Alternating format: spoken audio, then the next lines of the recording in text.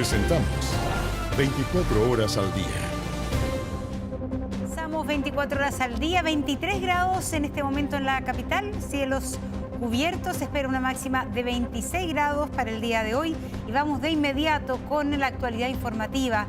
Un camionero fue secuestrado durante el robo justamente de su camión. Esto ocurrió en la comuna de Pudahuel.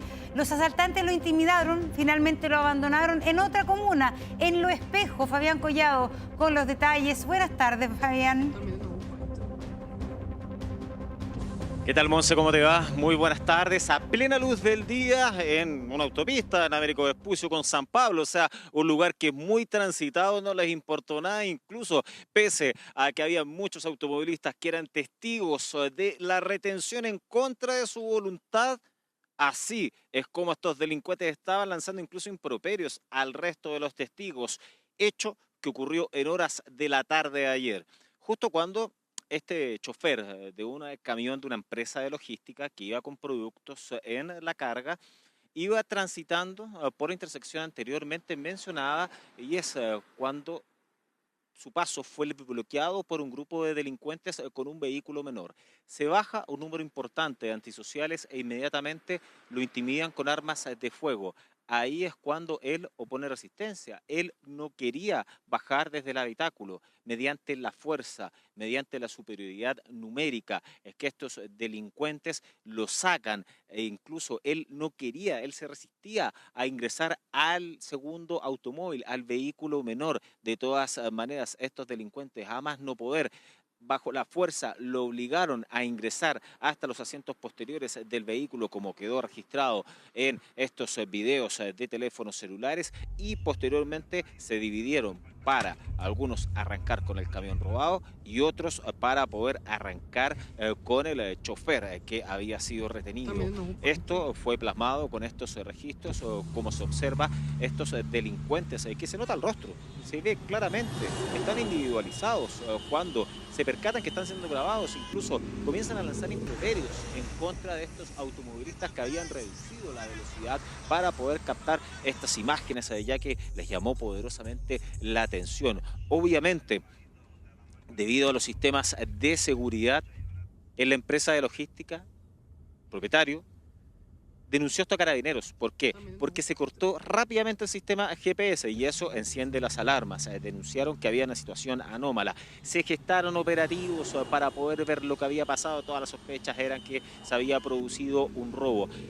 Primero, en la comuna de Lo Espejo, el conductor, el chofer del camión, fue abandonado por estos delincuentes. Frenaron de un minuto a otro en una de las calles de la comuna y le dijeron que se bajara. Ahí es cuando en un taller pide ayuda, pide auxilio y es trasladado hasta la unidad policial que ustedes están viendo en pantalla. En paralelo, Carabineros que estaba realizando todos los peritajes, patrullajes respectivos en Pedro Aguirre Cerda. O sea, no a tantos kilómetros de donde fue abandonado el chofer, encuentran el camión, pero sin su carga. Había sido desvalijado y los delincuentes ya no se encontraban. Por lo mismo es que fue recuperado este camión, fue trasladado hasta la unidad policial respectiva, donde claramente se analizaron y se realizaron diversas indagatorias en torno a este caso para poder individualizar la banda.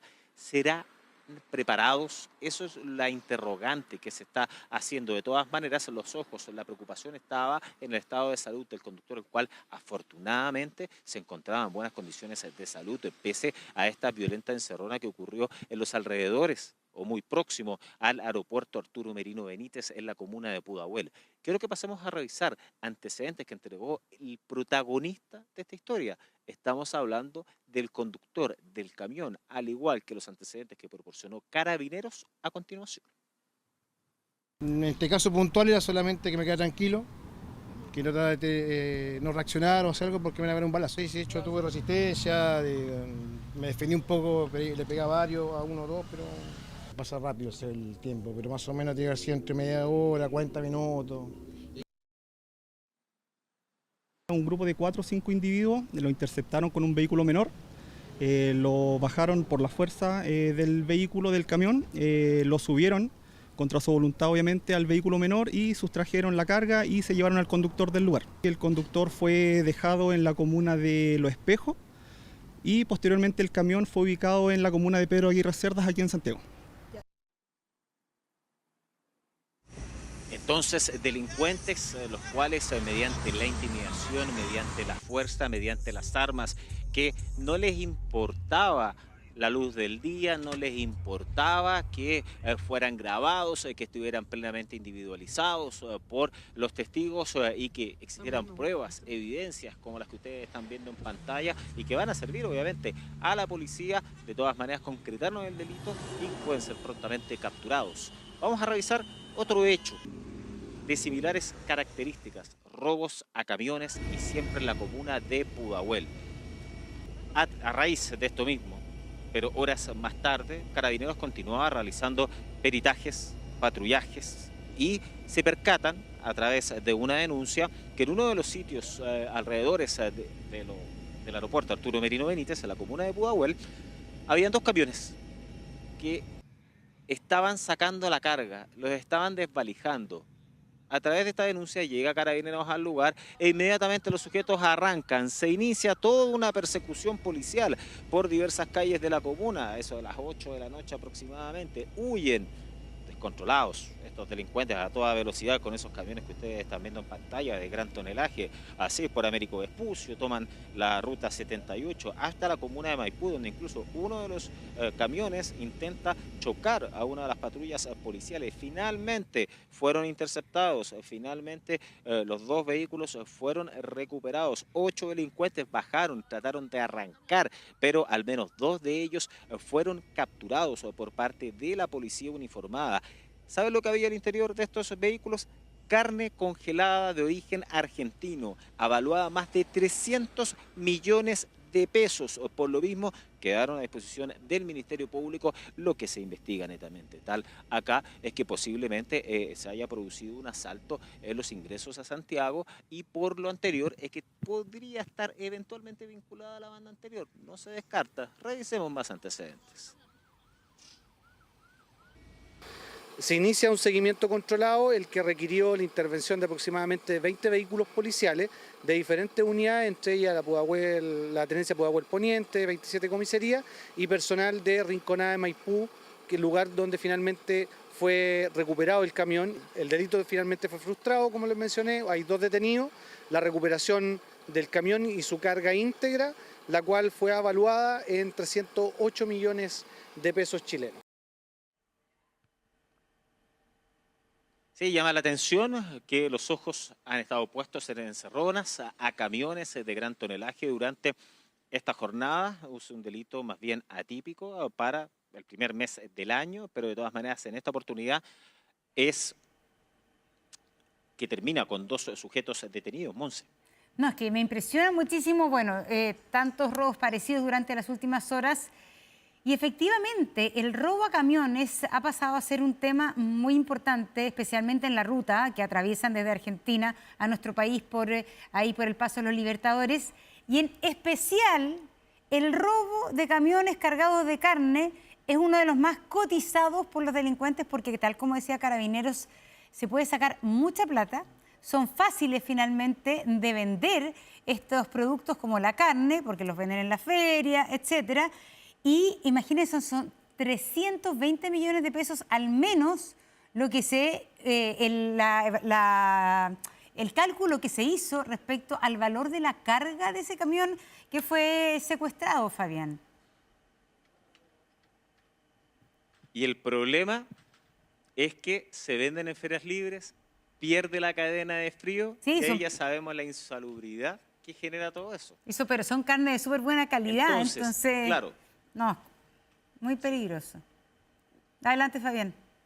Exactamente. Por ejemplo, en todo el mercado negro que existe de los robos a camiones que hemos visto en pescados, mariscos y en carnes, en las rutas, los accesos a la región metropolitana, cuando provienen camiones desde Brasil, desde Uruguay, Paraguay, Bolivia, Argentina, es lamentablemente cada vez más habitual. ¿Qué es lo atípico? En este caso es la fecha. ¿Por qué? Porque este tipo de robos es lo que se acrecenta sobre todo previo a las fiestas patrias. Es muy habitual, ya a lo largo de los años lo hemos visto. En agosto comienza muy duro este tipo de delitos. A esta fecha rompe un poco el esquema.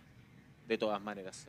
Es más bien difícil ver este tipo de ilícitos en contra de los camiones que transportan este tipo de alimentos, pero que cada vez son más comunes. Vamos a revisar otras informaciones. Durante esta jornada, zona norte de la región metropolitana, si usted pudo observar helicópteros operativos, es producto de esto que ustedes van a ver en las imágenes. Sector de La Pincoya, comuna de Huechuraba, producto de todos los patrullajes de la Prefectura de Radio Patrullas de Carabineros. Iban a controlar un sujeto, el cual estaba circulando por el lugar. Estamos hablando de un hombre de 37 años, Luis Antonio Carrasco Ramírez, el cual tenía una orden de detención vigente por el delito de homicidio. Inmediatamente arranca. Por lo mismo, esto insta a que obviamente los uniformados traten de seguirlo. Ahí en Jorge Nostroza, a la altura de Fiesta Chilena, casi en la parte final de la población La Pincoya. De un minuto a otro, saca un arma de fuego. Trata de atacar a los carabineros, los cuales percutan disparos. Él ingresa a su propiedad, según el relato de la policía uniformada, y tenía un forado, quizás para esconderse, quizás lo había hecho con esa intención, no lo saben, se sospecha por parte de la policía uniformada. Se gesta todo un operativo. Gran cantidad de patrullas, el Grupo de Operaciones Policiales Especiales llegó hasta ese lugar, más de 50 carabineros estaban desplegados con el fin de poder ver la peligrosidad, sobre todo porque estamos hablando de un hombre que tiene antecedentes. El helicóptero de carabineros estuvo desplegado, pese a los esfuerzos no fue capturado. De todas maneras los operativos se estuvieron gestando y lo que se va a realizar es un trabajo de inteligencia con el fin de poder lograr su detención durante las próximas horas. Vamos a revisar más antecedentes. Mantiene una orden vigente por el delito de homicidio. Es así que esta persona huye hacia el interior de su casa. Inmediatamente tenía un forado en su domicilio, sube al techo, es perseguido por personal nuestro de Radio Patrullas y esta persona de sus vestimentas extrae un armamento, apunta al carabinero y este, al ver en peligro su integridad física, le efectúa un disparo y esta persona sigue huyendo por los techos y se pierde de vista. Es por eso que solicitamos apoyo de dron de la Prefectura Aérea y más personal de Radio Patrulla.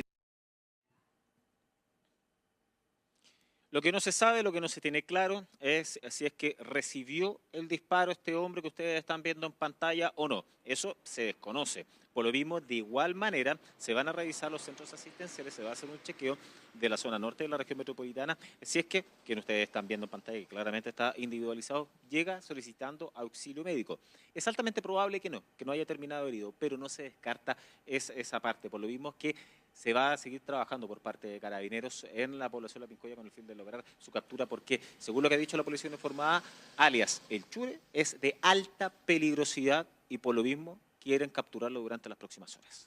Así es. Bien, Fabián, gracias por la información. Y también en noticias policiales, este es un hecho brutal que ocurre en el barrio Meix. Un muerto y otras 3 personas heridas dejó una balacera. Una de las víctimas reconoció que se desempeñaba como cuidador de los toldos azules en el sector. Sigue siendo una pesadilla. Cristian Cereceda, el tema de los toldos azules. Muy buenas tardes.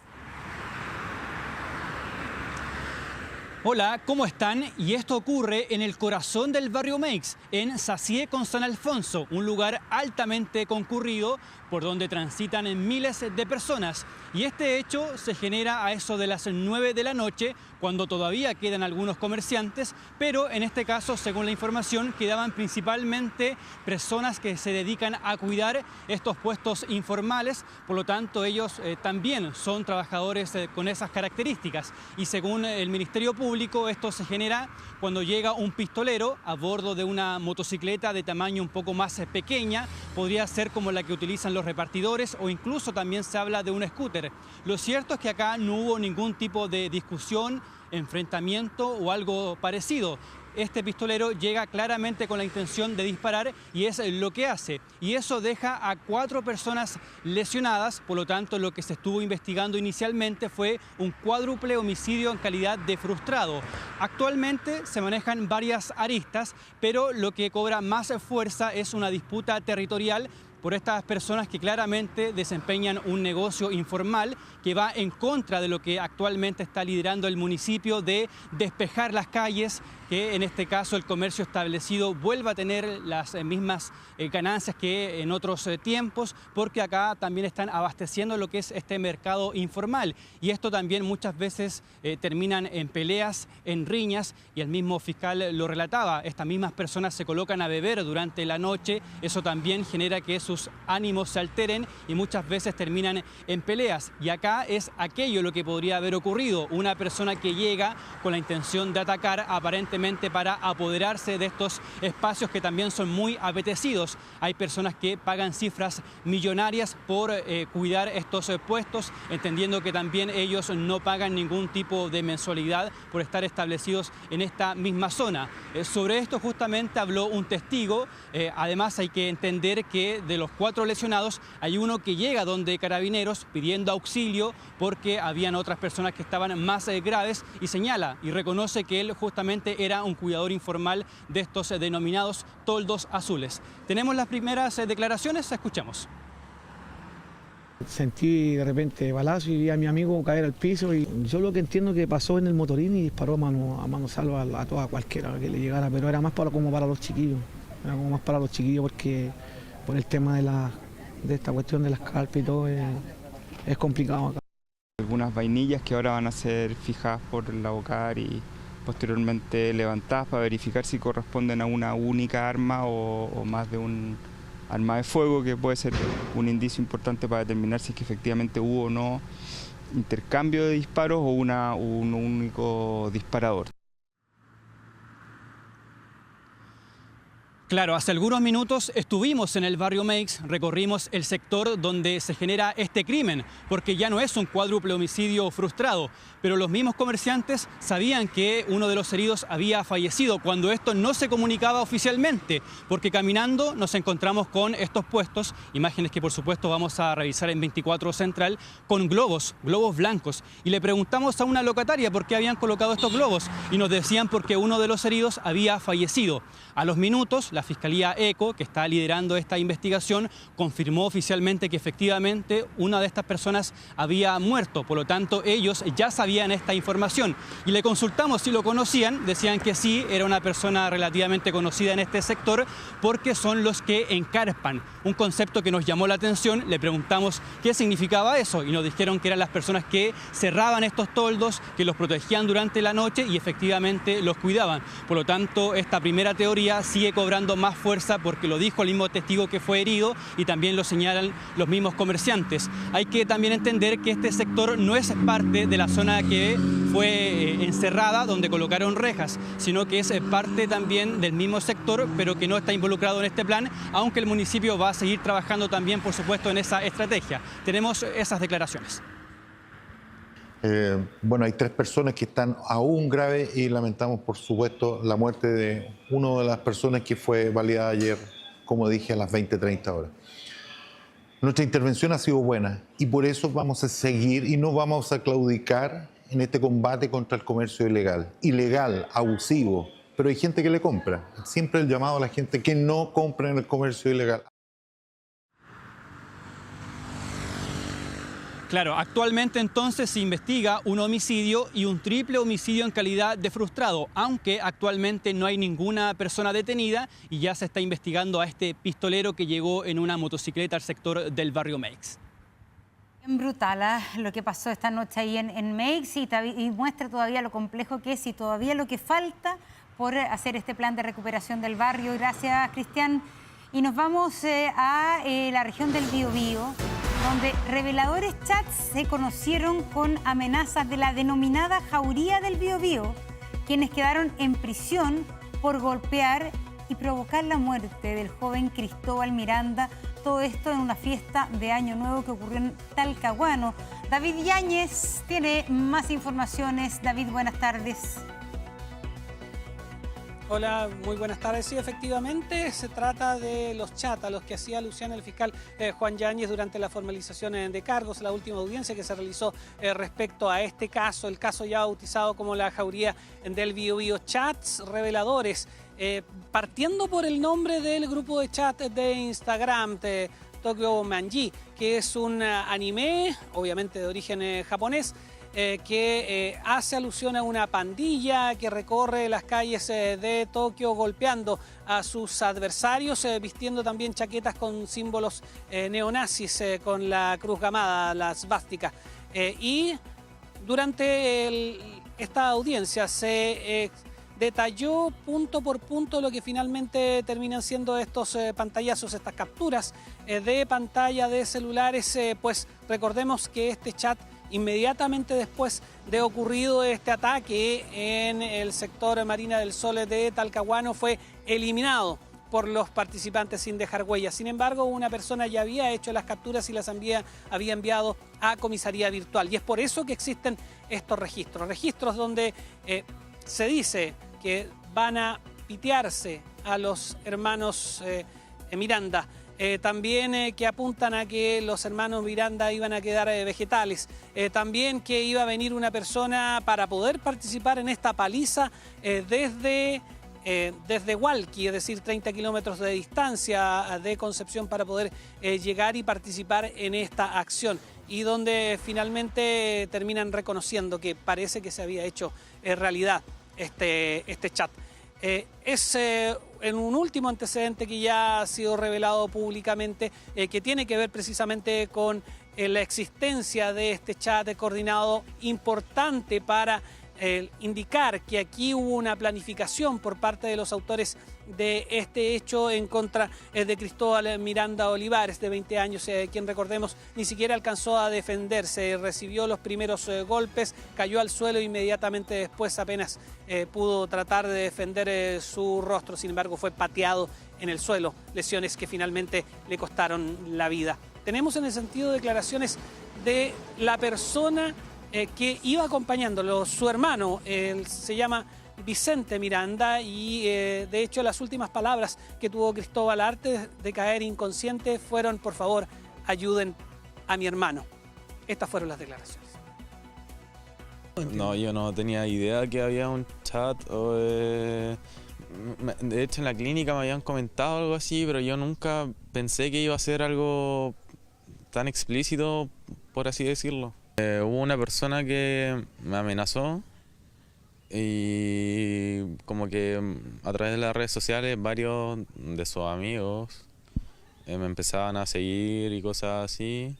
Nos agredió primero, o sea, no entiendo qué tipo de venganza buscaría en ese caso. De hecho, todo se origina en una fiesta dentro de una discoteca más de 15 días antes, donde la víctima fatal, salió en defensa de una niña que estaba siendo molestada por el grupo, y finalmente por eso es que se genera este intercambio de mensajes a través de este chat y terminan finalmente con la muerte de Cristóbal. Apuntar en ese sentido que hasta el momento hay 2 personas cumpliendo prisión preventiva, Luciano Gutiérrez y Agustín Saavedra, de 19 y 20 años, que serían los principales involucrados en este caso. Pero el Ministerio Público, la Fiscalía, todavía está viendo la participación de otras personas, cuál es el papel que cumplieron cada uno de los participantes. Se habla de mínimo 7, pero deberían ser al menos 12 las personas que participaron en esta paliza. Desde ese punto de vista ya hay una investigación pendiente, ya lo ha dicho el mismo Ministerio Público, que están recabando antecedentes para poder ver cuál es la responsabilidad que tiene cada uno de los otros involucrados en esta situación, para también llevarlos a formalización de cargos. Plazo de investigación hasta el momento 4 meses. Sin embargo, los mismos querellantes estaban apuntando a que aquí habría también responsabilidad de los organizadores de la fiesta, pues se había dicho que era una fiesta con solamente capacidad para 800 personas, pero habría más de 2000, no estaban los guardias todos acreditados, y una serie de irregularidades que precisamente terminaron finalmente con Cristóbal Miranda Olivares fallecido por una paliza. Un hecho pero realmente brutal, y como dices tú, faltan al menos 7 personas que habrían estado involucrados en estos hechos y que habrían sido quienes le propinaron los golpes que causaron la muerte de esta persona tan joven Gracias, David, por la información. Lamentable, hay que decirlo. Y de este plano nos vamos a la política del momento. El presidente electo endureció el tono contra la actual administración y fue claro en señalar que lo que no se hizo en 4 años no se tiene que hacer el último mes. Dani Linares con los detalles de la cita de José Antonio Kast con el empresariado. Específicamente, Dani, buenas tardes. Claro que sí, una reunión con empresarios del Círculo de Icare, donde el presidente electo señaló que hay que ser franco y tener coraje para decir las cosas. Y la verdad que en esa línea no se guardó nada respecto a la actual administración liderada por el presidente de la República, Gabriel Boric, donde mencionó que es un gobierno que muy ligado, ¿no?, a la demanda estudiantil, entregará una administración del Estado en esa materia con bastantes desafíos y cosas por cumplir en lo que tiene que ver con materia educacional, pero no solamente aquello, sino que habló del manejo de la economía, donde se refirió al rol de la directora de presupuesto, quien a juicio de la actual administración, esas palabras del presidente electo, era la mejor directora de presupuesto. Sin embargo, eso no se vio reflejado en la tramitación de varias leyes que no tenían financiamiento. Lo mismo está ocurriendo, dice el presidente electo, con esta ley de reajuste, donde todavía no hay claridad sobre cómo se va a financiar. Y esta suerte de amarre, ¿no?, que exige mayores criterios para desvincular a personal a contrata del Ejecutivo, también fue tema de crítica por parte de José Antonio Kast, quien señaló que el Parlamento debiese rechazar aquello y que en este caso en particular se buscan resquicios legales para ir en contra de la voluntad de la ciudadanía. Eso en materia de política interna, pero también tuvo tiempo el presidente electo de criticar al presidente Boric por su rol en torno al conflicto que existe en la región en materia de la incursión de Estados Unidos en Venezuela, con aquel tuit, ¿no?, publicado por el presidente, donde realizaba una crítica a las palabras del presidente electo. Sobre aquello vamos a revisar las declaraciones, los momentos en el cual el presidente electo José Antonio Kast endurece el tono con la actual administración. Van a entregar un gobierno con una situación fiscal muy difícil. Y vemos como en estos días incluso tratan de tramitar a última hora temas que no lograron hacer durante 4 años. Por eso es tan malo que se empieza a discutir ahora una ley de amarre. Eso es ir en contra de la voluntad de la ciudadanía. Si lo que no se hizo en 4 años no se va a hacer el último mes, y menos usando resquicios. Parece que algunos no dejan de pensar en los resquicios legales para lograr algo que la ciudadanía no quiere. Entonces esperamos que el Parlamento en esto sea firme y que diga que no corresponde, dentro de una ley de reajuste, pasar una ley miscelánea. Lo que pasó en Colombia. Hoy día se abre una puerta de diálogo que parecía imposible, tan imposible que hay Twitter que envejecen mal. Y alguien parece ser que puso un Twitter más en contra mía respecto de lo que dije por la situación de Venezuela, y ayer supimos que el presidente Trump eventualmente puede recibir al presidente Petros para que le explique ciertas situaciones en Estados Unidos. Ahí se las dejo. Bueno, un tono del cual no habíamos visto a José Antonio Kast desde la época de la campaña, donde efectivamente fue duro con la actual administración y situó más bien el debate en una crítica constante al actual gobierno. Sin embargo, hoy él en sus palabras ha señalado que se sacó el traje de candidato y hoy tiene el traje de presidente electo. Misma analogía que utilizó el ministro del Interior, Álvaro Elizalde, para responder a estas duras críticas que ha elevado el presidente electo. Escuchemos. José Antonio Kast le duró poco el traje de estadista. La condición de estadista tiene que ser permanente, no puede ser un traje que se utiliza de acuerdo a la conveniencia. Y es más, señala que su gobierno supuestamente que iba a ser de emergencia, ahora no va a ser 24/7, porque hay que descansar, afirma. ¿Acaso las trabajadoras y los trabajadores no necesitan descansar y compartir con sus familias? Sin embargo, votaron en contra de las 40 horas. Cuando se tiene una real vocación de estadista, esta tiene que ser una actitud permanente y no la descalificación infundada propia de lo que escuchamos en la campaña y que creíamos que había sido dejado atrás. Lamentablemente parece que no es fácil. un encuentro con los empresarios que no solamente marca una distancia clara con la actual administración, sino que también fue utilizado como plataforma para entregar certezas al sector privado con miras a apalancar mayores puestos de trabajo, mejorar las cifras de crecimiento e inversión de nuestro país. Y para aquello es relevante para todo el sector conocer finalmente quiénes van a estar liderando las carteras en materia de economía, de creación de empleos, de infraestructura. Bueno, sobre aquello el presidente electo señaló que no iba a dar más señales, aunque en política la verdad todo comunica, y hoy se hizo rodear por gran parte de su equipo que ha estado nombrando y circulando sus nombres como futuros nuevos ministros. Incluso en el momento de las preguntas de los empresarios llamó a Jorge Quiroz al escenario para que él respondiera en detalle cuáles van a ser las medidas que se iban a tomar por parte de la siguiente administración. Sobre aquello mencionó varios nombres, a Martina Rau cuando le preguntaron por infraestructura, también a Claudio Alvarado respecto a el devenir del Estado, pero nombres de quiénes los van a conformar y cuántos serán, finalmente lo vamos a saber el día 20 de enero. Entregó una fecha concreta, sí, el presidente electo para la conformación de su futuro gabinete. Sobre el número de los mismos también dio ciertas luces, habló de 15, de 18, incluso de 20 personas para abrir también esa posibilidad de biministerios o triministerios, que ha sido un debate, ¿no?, que ha estado en el último tiempo. Escuchemos las declaraciones del presidente electo en torno a la conformación de su equipo de gabinete. Cuando ya tengamos todas las cifras oficiales y ya estemos en cada uno de los cargos, aquí veo a varias personas que nos van a ayudar hacia futuro, no voy a confirmar a nadie, porque la prensa después dice, no, ya confirmaron a las personas. No, el día martes, 20 de enero, vamos a confirmar a quienes van a formar parte del gabinete. Ahí van a saber si hay biministros, triministros y más, o quizás no. Fue bonita la motosierra, pero nosotros no usamos motosierra.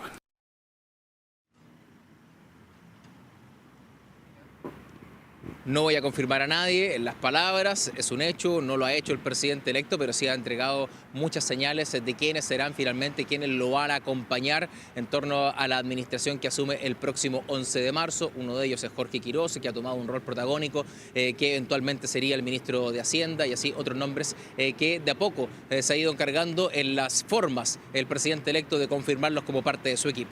Sí, lo interesante es la frase que dijo al final, que no vamos a usar la motosierra. Recordemos que cuando visitó a Javier Milei, jugó ahí un poco con la motosierra que tiene Milei en su despacho. En cambio, el presidente dice, no vamos a ver la motosierra, puede ser que sea una señal entonces de que todo va a permanecer más o menos parecido respecto a los ministerios. Bueno, recordemos que además terminar con un ministerio tiene que ser producto de una reforma aprobada por el Congreso. Así que bueno, todavía hay misterio respecto a los nombres de este primer gabinete de José Antonio Kast. Gracias, Dani, por la información. Y en paralelo a esto, el presidente Gabriel Boric se encuentra en la región de Valparaíso y comenzó las pruebas de los nuevos trenes del recorrido Limache-Puerto. Modernizar entonces este recorrido también, nuevos modelos de última generación que van a permitir mejorar la frecuencia del transporte y aumentar la capacidad de los pasajeros. Escuchemos. Inspeccionado recién junto a las autoridades que me acompañan el primero de los 5 trenes de última generación que se incorporarán próximamente para reforzar el servicio Puerto Limache, que transporta diariamente a 90.000 pasajeros y es el eje estructurante del transporte público regional. Estamos trabajando como una política de Estado para ampliar hasta La Calera, lo que va a permitir a 100.000 habitantes de la región de Valparaíso también tener una mejor conectividad. En total, durante nuestro periodo de gobierno hemos adquirido 59 nuevos trenes en el país para las regiones de Valparaíso, Maule, Biobío y Araucanía, además de 8 locomotoras de última generación que reemplazaron a los equipos ferroviarios de más de 60 años. Por eso, por este camino, a toda máquina vamos a llegar a la meta de los 150 millones de pasajeros anuales para el año 2030. Así es, sí, nos vamos a Coquimbo, atención, porque existe alarma en el balneario de Tongoy por la presencia de marea roja que obligó a prohibir la extracción y el consumo de mariscos en la zona. Mario Riveros nos cuenta de todo esto. Mario, adelante. Así es, Montserrat, un balde de agua fría el que recibieron este miércoles pescadores y recolectores de acá de la bahía de Tongoy tras el cierre que decretó la Seremía de Salud luego de exámenes de Sernapesca que alertaron sobre la presencia de marea roja acá en la bahía de Tongoy, obligando al cierre de toda el área marítima, por lo cual queda prohibida la venta, la comercialización y el consumo de mariscos bivalvos, en este caso los ostiones, las almejas, todo lo relativo a los bivalvos, y eso en definitiva ha afectado mucho a la comunidad porque aquí Tongoy se le conoce como la capital del ostión, así que tanto recolectores, pescadores, como así también los propios turistas se han visto muy afectados por esta lamentable información. No obstante, los mismos pescadores, nosotros hemos podido recorrer desde ayer y hoy temprano en la mañana, han llamado también a no alertar, a no alarmar a la población y a los turistas que están pensando, que están considerando venir a la bahía de Tongoy, ya que aquí hay pescados, hay otras ofertas gastronómicas y también se mantienen los bivalvos que han sido adquiridos en otras caletas, tanto del sur como del norte de nuestro país, por lo cual hacen la invitación a que no se alarmen y por el contrario, visiten con total tranquilidad porque aquí la oferta gastronómica se va a mantener en los diferentes locales establecidos acá en toda la bahía. Pudimos conversar, como yo les mencionaba, con turistas y pescadores y los invito a que los escuchemos a continuación. Afecta a las personas que trabajan con nosotros, afecta a los restaurantes, el turismo, todo. Afectados totalmente en el campo del negocio, en el turismo, en todo, porque Tongoy se lleva de esto, del ostión, de los mariscos vivos. Todos perdemos que trabajamos de esto en la pura temporada de verano. Entonces había que despedir los trabajadores, todo. Lamentable, ya que igual estas zonas como que viven del turismo, estos meses son lo más fuerte, muchas familias juntan dinero estos meses para sustentar lo que es el año. Si hay marea roja, vamos a tener problemas con los alimentos y todos queremos venir a comer cositas ricas. Obviamente uno quiere consumir los productos que vienen del mar, pero teniendo ya esta medida uno puede resguardarse más que nada por los niños. Montserrat, comentarte que es una toxina amnésica la que detectaron estos exámenes extraídos por Sernapesca a diferentes productos del mar, en este caso, como yo les mencionaba, los bivalvos, y eso obviamente puede producir problemas gastrointestinales y en el peor de los casos, obviamente, la muerte. Así que esto es lo que se vive en estos momentos, siendo ya las 1:37 de la tarde, acá desde la caleta, desde plena bahía de Tongoy, en donde ustedes ven el funcionamiento. Obviamente ha cambiado tras este decreto de marea roja acá en la bahía, no obstante los propios pescadores hacen la invitación a que hay más productos que se pueden consumir. De hecho, estamos con uno de los recolectores pescadores de acá. ¿Su nombre, amigo? Gastón. Don Gastón. Oiga, ¿cómo toman esta medida de la Seremi de Salud? Mire, aquí de partida no hay una muestra que digan esto está pasando, quién está intoxicado. No hay nada. Oiga, pero también hacer el llamado que hay otros productos del mar. Productos que venga, que el turista venga, el agua no está contaminada, se pueden bañar, porque están llamando, oye, el agua está contaminada. ¿Ah? Sí, hay que ser bien responsable en ese sentido. Nosotros hemos informado aquello que se pueden comer loco, lapa, pescado, cosa que el turismo venga, no correrlo, porque el daño es muy grande de lo que están haciendo nosotros. Tuvimos la posibilidad, Montserrat, de nosotros conversar con la cuadrilla de la Seremía de Salud que visitó acá la bahía de Tongoy hace pocos minutos. Nos mencionaron que el día de mañana nuevamente van a tomar un muestreo y eso va a haber que esperar 24 horas para ver si efectivamente continúa este decreto por marea roja acá en la bahía de Tongoy.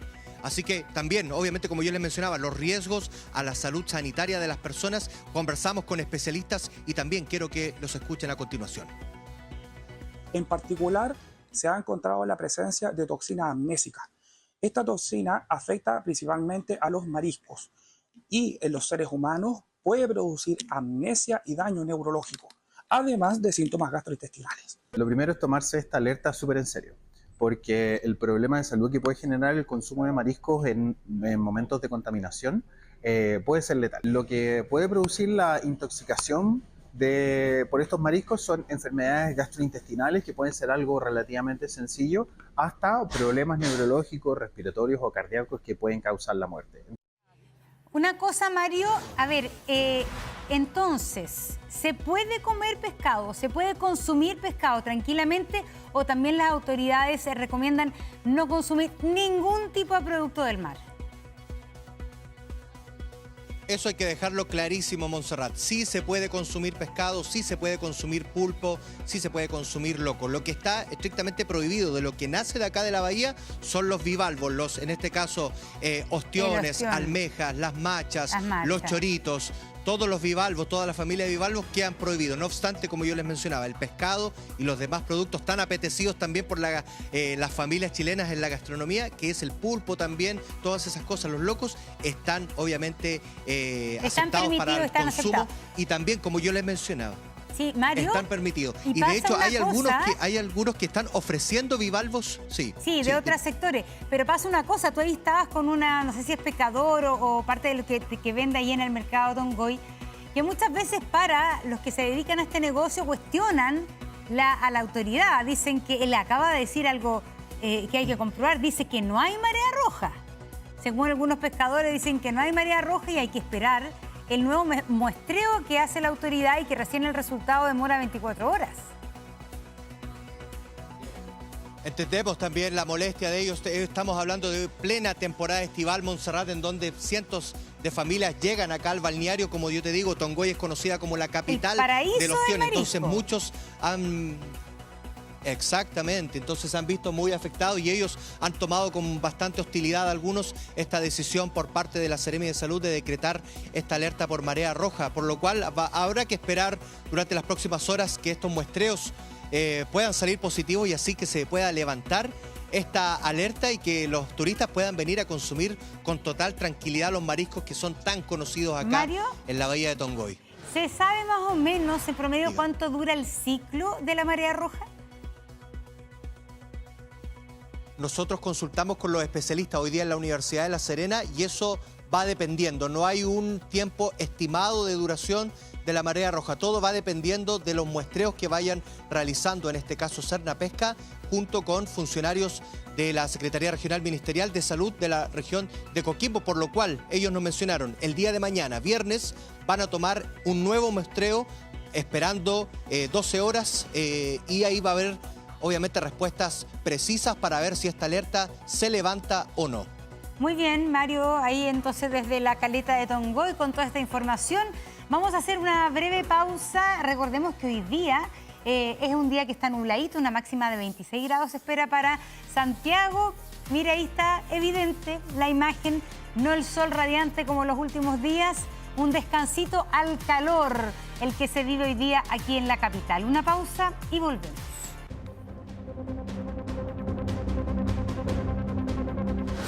Ya volvemos con 24 horas al día. Ahora. Un robo armado a la salida de un banco en Santiago fue frustrado por un carabinero. Esto a plena luz del día. Fabián Collado tiene los detalles de esta noticia de último minuto. Fabián, adelante. Sí, ¿qué tal, Monse? Porque gracias a la presencia de este carabinero, afortunadamente una joven no fue víctima de un robo denominado salida de banco justo en este lugar, en las afueras del Banco Estado, que está ubicado en el sector de San Diego con 10 de julio. Esto fue hace algunos instantes cuando una joven había retirado un monto de dinero el cual no ha sido especificado y un grupo de delincuentes por San Diego inmediatamente al verla salir desde esta sucursal bancaria frenó, la intimidaron con el fin de poder robar el dinero que había retirado, que había girado desde el interior de esta sucursal bancaria, y es ahí cuando ella pide auxilio, pide ayuda. Justamente por este lugar estaba circulando un suboficial mayor de la policía uniformada, el cual se percata de este delito. Él, con su arma, obviamente debidamente inscrita, insta a que los delincuentes se detengan, los cuales se aprecian las cámaras de seguridad que tratan de subirse a un vehículo para poder arrancar, pero él además trata de intervenir con el fin de poder capturar a la banda. Es ahí cuando logra al menos individualizar, al menos logra inmovilizar a uno de los miembros de esta organización delictual. Por lo mismo lo reduce, lo mantiene en el piso y pide ayuda a sus compañeros de armas de la cuarta comisaría de Santiago para que arriben al lugar, mientras que el resto de la banda arrancó en este vehículo, el cual se pudo verificar a través de las cámaras de televigilancia que tiene encargo por robo. Por lo anterior es que cuando Carabineros arribó al lugar se pudo verificar de que se encontraba la joven en buenas condiciones de salud, producto de este asalto que está en desarrollo y que está siendo investigado por parte de Carabineros. De respecto al monto que había retirado esta joven todavía se desconoce. ¿Por qué? Porque es una investigación que está en desarrollo y que está siendo analizada por parte de la policía uniformada, la cual está haciendo peritajes. Estas cámaras de seguridad, por ejemplo, que ustedes están revisando, son claves, son evidentes, mientras que el sujeto detenido todavía no se han especificado si es que tiene antecedentes o no, si es que es mayor de edad, pero las imágenes de cámaras de seguridad claramente son claves, además de otras capturas que están siendo analizadas a esta hora de la tarde. Monse. Sí, en general uno ve que estos delincuentes son más temerarios. En cambio aquí, frente a cuando el policía lo apunta con la pistola, se baja del auto. Por lo que entiendo, se baja del auto con los brazos arriba. Son los otros delincuentes los que se escapan, pero llama la atención porque en general este tipo de delincuentes avesados tratan de escapar, aunque tengan riesgo de salir heridos. Sí, llama la atención el actuar de este delincuente. No se sabe si es que tuvo algún tropiezo, por ejemplo, si es que en medio de todo esto él no podía seguir arrancando. Bueno, eso es parte de la especulación de todas maneras que se mantiene hasta ahora, porque Carabineros, de hecho, durante los próximos instantes se espera de que pueda entregar algunas declaraciones en torno a este caso que llama la atención y que está siendo investigado. De hecho, tampoco se sabe si es que es adulto, si es que es menor. Por ejemplo, esas características hasta el minuto no se han dado a conocer respecto a este grupo de delincuentes. Pero claramente, al menos lo que se aprecia en las imágenes de televigilancia, es que había una coordinación plena, que es lo habitual en las denominadas salidas de banco. O sea, que probablemente había un sujeto al interior de la sucursal bancaria y que se estaba comunicando con sujetos al exterior para poder marcar a una víctima, claro, avisarles a sus compañeros de delito para poder, y eso es una larga discusión que ya viene hace años, de prohibir, por ejemplo, los teléfonos celulares al interior de las sucursales bancarias. Ya venimos hace muchísimo tiempo discutiendo aquello y que todavía eso ha quedado prácticamente en nada. Entonces, eso es altamente probable y por eso es que ahora Carabineros, por ejemplo, que van sumando algunos efectivos hasta el interior del Banco Estado, están analizando las cámaras de seguridad del interior del banco acá en San Diego con 10 de julio con el fin de poder observar quién podría ser sospechoso de estar observando a esta joven, de estar viendo el posible giro con el fin de poder individualizarlo también y hacer la conexión con quién está detenido y ver si es que realmente es una organización o estamos hablando de una banda organizada para poder cometer salidas de banco acá en el centro de Santiago. Monse. Y como dices tú, se dilata una medida que podría ser bastante efectiva, que es la prohibición de entrar con celulares a los bancos, que es algo que ya se aplica en otros países. Fabián Collado con la noticia del momento. Muchas gracias. Vamos a noticias internacionales. Vamos a... Tu bolsillo. ¿Cómo están? Muy buenas tardes. En una jornada también marcada por noticias económicas, se dio a conocer la cifra de inflación con la que terminó el 2025 y también, por cierto, la radiografía de todo lo que fue el año pasado. Los invito a ver parte de las gráficas que hemos preparado porque durante el mes de diciembre, en la parte baja de lo que fueron las estimaciones de los especialistas, el IPC, la inflación fue de menos 0,2%. Esto tiene efectos que ya vamos a estar revisando más adelante que son bastante importantes para el bolsillo. Pero ¿qué pasa? Que con esta cifra, la inflación durante el 2025 llegó a un 3,5%. Cada vez está más cerca de lo que es el rango meta del Banco Central, que tiene como objetivo tener la inflación en torno al 13%. Y con esto se llega al menor nivel de 5 años. Hay que recordar que por ahí, por el año 2022, estábamos con una inflación en torno al 14%. Por lo tanto, esto muestra cómo distintas iniciativas y herramientas que ha utilizado incluso el Banco Central con la tasa de interés interés más alta, por ejemplo, ha permitido que la inflación vaya de a poquito acercándose a este rango meta. ¿Qué fue lo que principalmente bajó durante el mes de diciembre? Lo vemos acá, el transporte aéreo tuvo una caída de casi un 16%. Lo mismo ocurrió con los tomates, con una caída del 12,4%, y los packs en telecomunicaciones un 4,8%. Para que nos hagamos una idea, 7 de las 13 divisiones que tiene justamente el INE para medir la inflación tuvieron caídas, lo que llevó a que finalmente esta inflación fuera negativa. Pero siempre hay productos que suben. Vamos a revisar a continuación porque aquí está el transporte aéreo nacional, que tuvo un incremento casi cercano al 19%, lo que por supuesto perjudica, por ejemplo, a aquellos que están saliendo de vacaciones primero durante el mes de diciembre y ahora también durante enero, porque también el transporte en bus interurbano tuvo un alza cercana al 15%, y los limones, que también tuvieron un incremento bastante importante, cercano al 14%, según los datos que dio a conocer durante esta jornada el Instituto Nacional de Estadísticas. Yo le decía que cuando hay una inflación en negativo tiene un efecto directo en lo que es la unidad de fomento. Mire, vamos a revisar la gráfica que tenemos preparada porque la UF va a llegar el 9 de enero a 39.762 pesos, pero cuando la inflación es negativa tiende a bajar el valor del UF, y es lo que va a ocurrir durante lo que queda del mes de enero y también hasta el 9 de febrero, en donde se espera que la UF caiga casi 80 pesos y termine en 39.683 pesos por ahí por el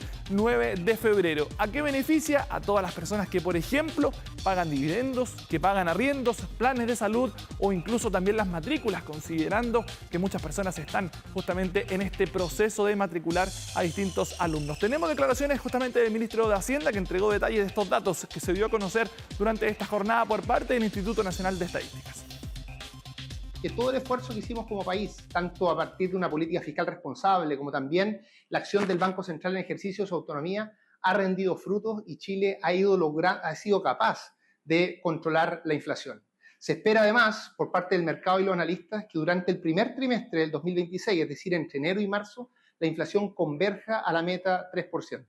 De esa manera vamos a poder heredar un país donde la inflación está controlada. Para el primer trimestre, entonces, son las proyecciones que tiene el Banco Central para poder llegar con esta inflación en este rango meta del 13%. Pero yo les decía, es una jornada marcada por noticias económicas, y durante esta mañana se dio a conocer los resultados de la encuesta CACEN, en donde casi 600.000 personas salieron de la pobreza desde el año 2022. Más detalles, tomamos contacto con Juan Carlos Alarcón, que nos entrega más información respecto a lo que fue esta encuesta CACEN. Juan Carlos. Hola José Ignacio, qué gusto de saludarte. Estamos con la ministra de Desarrollo Social para desmenuzar esto. Es verdad lo que tú dices, 600.000 personas salieron de la pobreza en la última medición y se cambió el parámetro de medición, aunque debemos decir todavía que hay cerca del 6% de nuestra población que está en pobreza extrema, y a ellos también tenemos que mirarlos con atención. La región más pobre desde el punto de vista monetario, la Araucanía, multidimensional Tarapacá. Datos, ministra, gracias por acompañarnos, que nos arrojan, y quizás lo más relevante, en una nueva forma de medir. Bueno, sí, buenas tardes. Hemos presentado los resultados de CACEN 2024 y lo primero es que Chile hoy día es menos pobre que hace 4 años. Estos datos nos muestran que ha disminuido de manera consistente la pobreza y que tenemos una cifra de un 17,3% de personas en situación de pobreza en Chile, lo que es más de 3 puntos menos que el año 2022. Pero estas cifras además son con una nueva metodología que es más exigente y por lo tanto, si miramos con la metodología anterior, que era del año 2013, por ejemplo, decíamos que el 2022 era 6,5, pero aquí hay un salto en la magnitud, pero no significa que haya más personas pobres, al contrario, hay menos, pero sí que nos estamos mirando con una vara más exigente. Sí, esa nueva forma de medir tiene que ver con la nueva sociedad, con los nuevos parámetros. Por ejemplo, antes no se medían a las personas que eran cuidadoras, por poner un ejemplo. Esas variables también se van tomando en esta nueva forma de administración, además que no se le ocurre a usted, sino que se le ocurre, me imagino, hay un panel de expertos, ¿no? Bueno, nuestro gobierno tomó una decisión que no era fácil ni obvia, que fue mejorar la metodología. El presidente Boric convocó una comisión asesora presidencial el 2023 que hizo estas propuestas metodológicas para subir el estándar de medición, tanto en pobreza por ingresos como en pobreza multidimensional. ¿Por qué es importante estar actualizando la metodología de medición de la pobreza? Por decir algo. Si siguiéramos conceptualizando la pobreza como antes, quizás diríamos que basta con tener zapatos, tener abrigo y comer 2.000 calorías diarias para decir que una persona no es pobre, pero eso sería un estándar muy poco exigente en nuestro país. Entonces, como el país ha cambiado, como tenemos más niveles de desarrollo, podemos ponernos más exigentes y eso se ha realizado. Ahora, para que la gente entienda en su casa, en base a esta encuesta se hacen muchas políticas públicas que le va a tocar al próximo gobierno también implementar. Tendremos que ver la reacción también del próximo gobierno, del presidente electo, a estas cifras. Hay datos bien interesantes. Las mujeres en Chile son más pobres que los hombres, por ejemplo. Las personas indígenas son más pobres que las personas no indígenas. Son, ministra, yo creo que cifras que nos tienen que llamar a una reflexión profunda igual. De todas maneras, si bien estas son buenas noticias porque la pobreza ha disminuido y ha disminuido prácticamente en todos los grupos humanos, no nos damos por satisfechos. Aquí hay una senda que ojalá sigamos recorriendo como país porque todavía son muchas las familias que lo pasan mal. Y por ejemplo, datos que nos permiten ver la encuesta tiene que ver con eso, con las brechas de géneros. Las mujeres efectivamente están en una mayor proporción en situación de pobreza, las personas que pertenecen a pueblos originarios, algunas regiones específicas del país y por lo tanto ahí tenemos desafíos.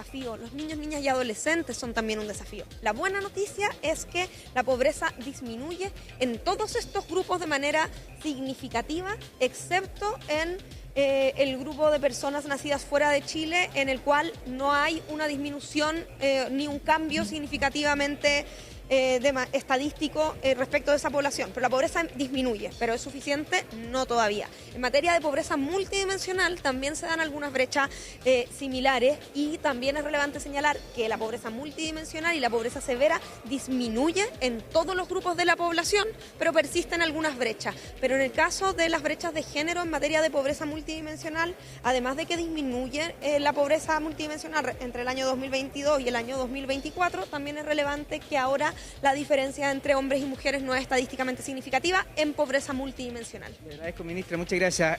Vuelvo contigo, José Antonio Monse, al estudio. Gracias, ministra, porque esto sirve para una radiografía. Y los quiero dejar al cierre con un dato súper importante, porque es verdad, la ministra dice que estadísticamente la pobreza en Chile ha disminuido, pero no tenemos que olvidar esta cifra. Hay 3.400.000 chilenos, compatriotas, el 6% de nuestra población que está en una pobreza severa, es decir, que son pobres desde el punto de vista multidimensional y desde el punto de vista económico. Casi 3,5 millones de personas están en situación de ser pobres crónicos, es decir, de no salir nunca de ese estado de pobreza, y esa es una cifra, Nacho, Monse, que nos tiene que llamar fuertemente a la reflexión. Así es, Juan Carlos Alarcón, resultados que son muy importantes, ya lo decía, se toman muchas políticas públicas, por lo tanto hay que seguir siempre muy de cerca lo que ocurre finalmente con estos datos que dieron a conocer. Que estén muy bien, muy buenas tardes. Entonces, Monse, un resultado que lo decíamos, que es la segunda encuesta más importante después del censo, así que por supuesto son datos que hay que analizar. Así es, porque ahí se toman muchas decisiones de política pública. Gracias, Nacho. Atenas, noticia de último minuto, atención, porque el OS7 de Carabineros encabeza un masivo operativo antidrogas, esto contra un clan familiar, y ocurre en la comuna de Renca. Cristóbal Vera, adelante. Hola, ¿qué tal, Monse? ¿Cómo están? Muy buenas tardes. Tú ya lo decías, allanamientos simultáneos que comenzaron pasadas las 2 de la tarde en al menos 5 viviendas, justamente con motivo de una investigación por tráfico de drogas. Los quiero dejar de inmediato con las imágenes de Jorge Retamal para que veamos cómo se está desarrollando este amplio operativo. Estamos ubicados en Avenida Fresia con pasaje Purén, población Huamachuco 3, en la comuna de Renca. Hasta acá, ustedes ya lo pueden ver en las imágenes. Llegó un amplio contingente policial, incluso contando con la presencia del Departamento Antidrogas, del OS7 de Carabineros y también el Grupo de Operaciones Policiales Especiales, el GOPE. Ahora bien, ¿cuál es el contexto de esta serie de allanamientos simultáneos que se están realizando en este sector de la comuna de Renca? Se trataría, en Montserrat, de manera preliminar, de un clan familiar dedicado justamente a la venta de drogas. De hecho, una de las casas que se están allanando en este preciso momento sería de la de uno de los blancos, una de las personas involucradas en este clan familiar, quien incluso tiene antecedentes por varios delitos. Estamos hablando del tráfico de drogas, porte ilegal de armas de fuego, pero también el delito de secuestro. Otra de las viviendas, incluso también allanadas en este preciso momento, sería de otro miembro bien digo, también de este clan familiar, quien tendría antecedentes por tráfico de drogas y también por el delito de homicidio. Me encuentro junto a la capitán Belén Galás del OS7 Carabineros, a ver si nos puede entregar mayores detalles. Capitán, muy buenas tardes. Hola, buenas tardes. Efectivamente, un operativo que se está dando de intervención de 7 inmuebles en la comuna de Renca. Todo esto a través de una investigación que se ha desarrollado hace varios meses a la fecha en conjunto con la Fiscalía Centro Norte, todos ligados al delito de microtráfico. Hablamos también de un clan familiar, ya que está operando en el lugar el líder junto a su madre y otros familiares, obviamente, que se están dedicando a este ilícito. Capitán, ¿ya hay personas detenidas que nos puede informar en el marco de este operativo? Bueno, hasta el minuto van 3 personas detenidas, obviamente, que también tenemos la incautación de munición, de ketamina y marihuana dentro de los domicilios que todavía se está en el registro de esto y también buscando los medios de prueba apoyados por los canes detectores de droga. ¿Armamentos se ha encontrado en esta vivienda? Hasta el minuto no mantenemos armamentos y mantenemos munición. ¿El detenido podría ser el líder de la banda? Podría ser, se está verificando también obviamente los antecedentes, el personal que está operando en el interior de los domicilios está verificando la identidad de todos ellos. ¿Cuántos domicilios parece mantenían ustedes, capitán? Alrededor de 5 meses a la fecha, en conjunto con la Fiscalía Centro Norte. Obviamente, estos son investigaciones en conjunto y siempre obviamente agradeciendo la información que nos entrega siempre la comunidad, los municipios y la ciudadanía en general. Capitán, hay 3 personas detenidas ya. ¿Tienen un número determinado quizás de cuántas personas estarían involucradas en total en este clan familiar?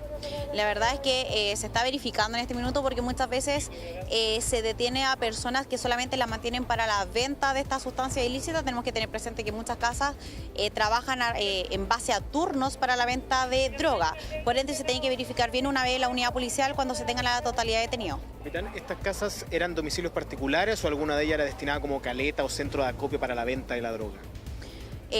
Los 7 domicilios en la comuna de Renca son todas casas de venta de sustancia ilícita y también obviamente lo que conllevó a la investigación son que los mismos compradores, consumidores de esta sustancia ilícita estaban consumiendo, valga la redundancia, en el exterior de estos inmuebles y también en una plaza que está frente a uno de ellos, lo que obviamente es altamente peligroso para los menores de edad que hoy en día están de vacaciones y están obviamente transitando por el lugar. Capitán, estamos hablando de 5 viviendas acá, en este sector, pero después se trasladarán a otro punto cercano acá a la comuna de Renca para llenar 2 viviendas más, ¿no? Son 7 domicilios que se están operando en forma simultánea en la misma comuna.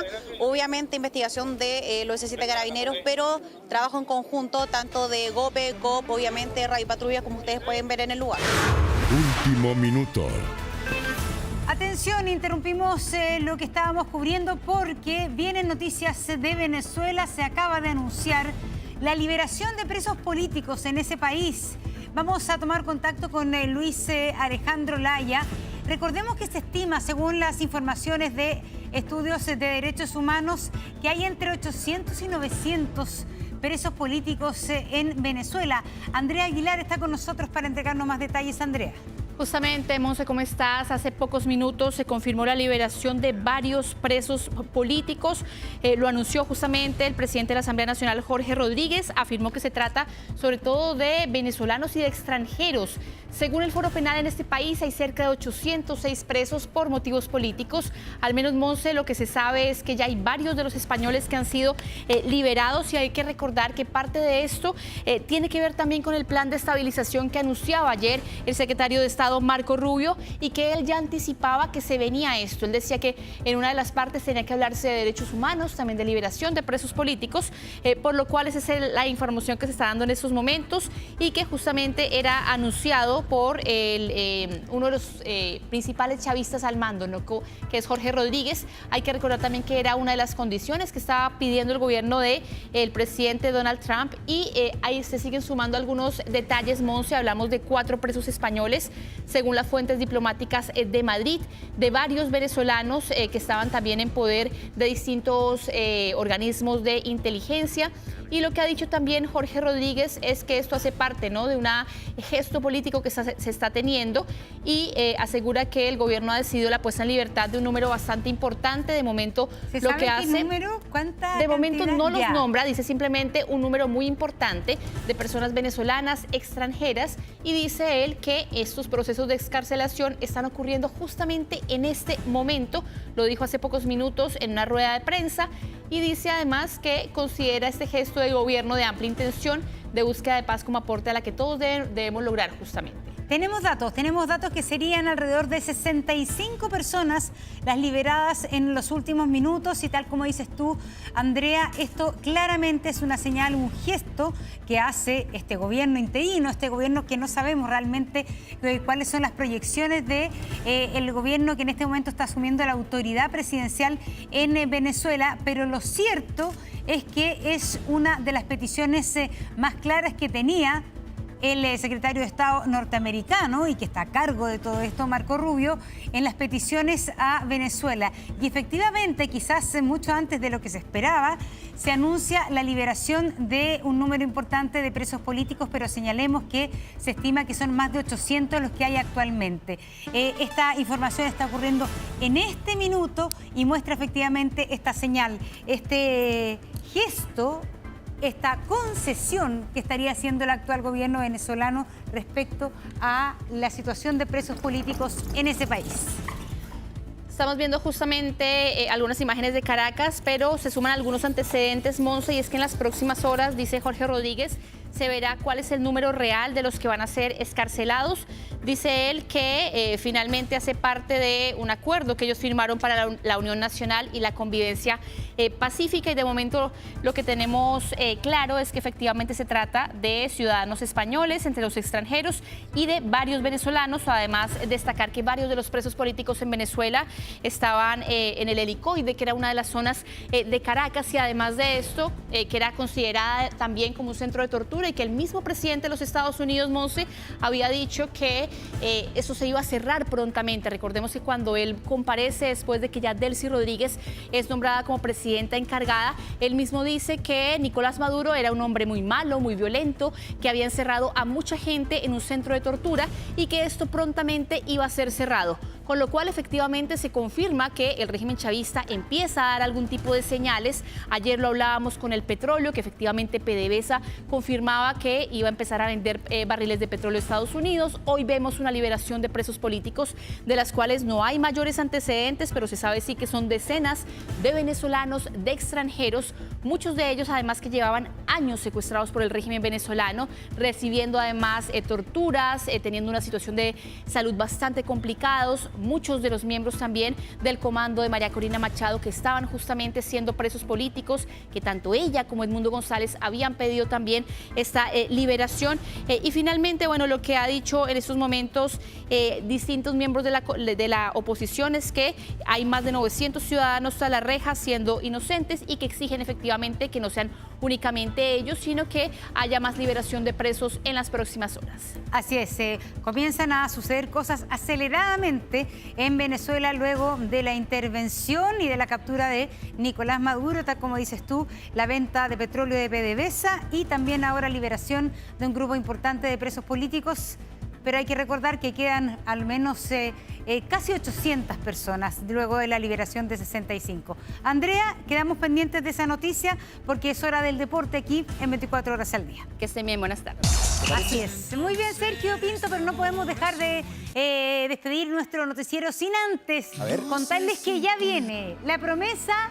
Ya llegó hoy un nuevo capítulo de esta teleserie a las 4 de la tarde. Una teleserie que hizo historia, que ha hecho historia en récord, la verdad, récord de sintonía y que está en las pantallas de TVN con una producción impresionante, de época, imágenes increíbles, una trama que te atrapa. Así que La Promesa, hoy nuevo capítulo, la nueva teleserie de la tarde por las pantallas de Televisión Nacional de Chile. Vamos a ver luego La Promesa. Así es. Gracias por habernos acompañado. Que tengan buenas tardes. Chao, chao. Chao, Sergio. Chao, nos vamos. Monse.